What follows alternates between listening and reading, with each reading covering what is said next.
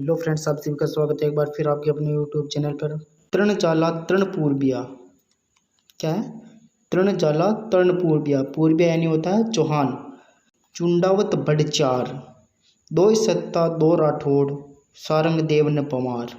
अर्थात मेवाड़ के प्रथम श्रेणी के 16 ठिकानों में से 3 ठिकाने झाला, 3 ठिकाने पूर्बिया जो कि चौहान थे, 4 ठिकाने चुंडावत, 2 ठिकाने सक्तावत, 2 ठिकाने राठौड़ और 1 ठिकाना सारंग देवोत व 1 ठिकाना पवार राजपूतों का है। पहला जो ठिकाना है वो है बड़ी सादड़ी। काठियावाड़ में हलवद के राज सिंह जी के पुत्र अज्जा जी के वंशज अज्जा झाला को यह जागीर महाराणा रायमल ने दी थी। महाराणा प्रताप के प्राणों की रक्षार्थ अपने प्राणों का बलिदान देने वाले वीरवर झाला मान सिंह जी भी इसी ठिकाने के थे। दूसरा जो ठिकाना था वो था देलवाड़ा।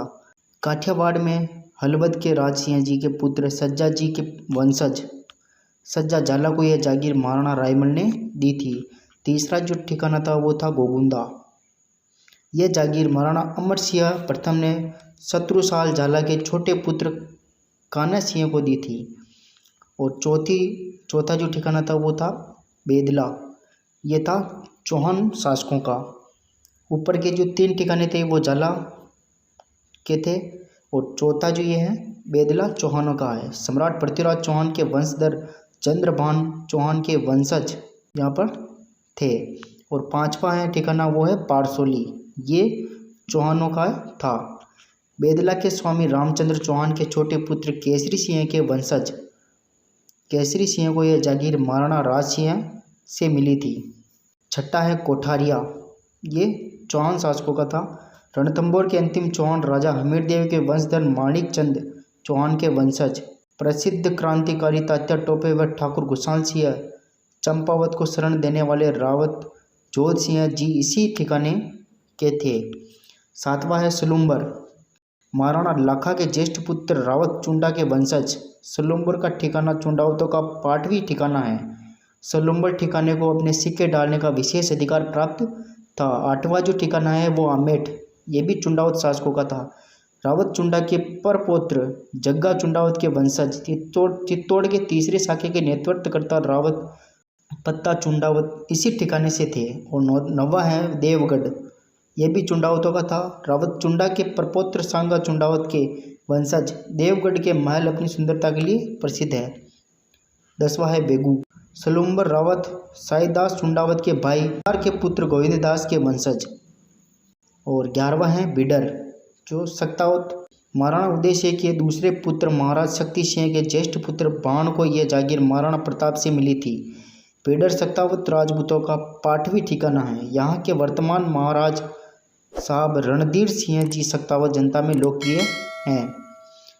12वां है बांसी का ही ये ठिकाना था। महाराज शक्ति सिंह के पुत्र रावत अचलदास के वंशज। रावत अचलदास को यह जागीर महाराणा प्रताप से मिली थी। 13वां जो ठिकाना है वो बदनौर है, ये था राठौड़ों का। मेड़ता के वीर योद्धा जयमल राठौड़ के वंशज।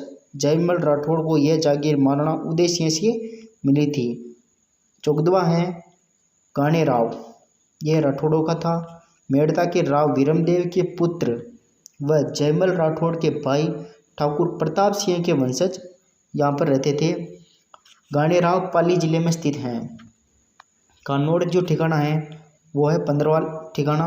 महाराणा लाखा के पुत्र अज्जा के बेटे सारंगदेव के वंशज यहाँ रहते थे। सारंगदेव को यह जागीर महाराणा रायमल ने दी थी। कानौड़ के महलों की तुलना उनकी विशेष विशालता के कारण उदयपुर राजमहल से भी की जाती है।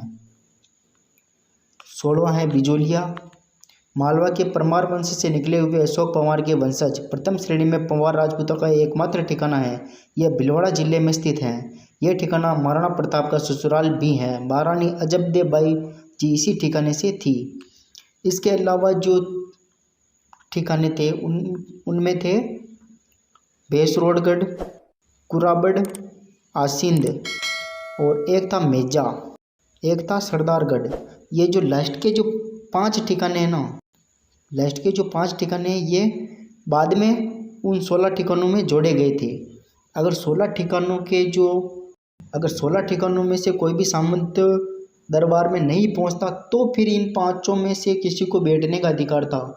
और अगर उनमें 16 के 16 हैं तो फिर ये पांचों उसमें नहीं जा सकते थे दरबार में। ठीक है।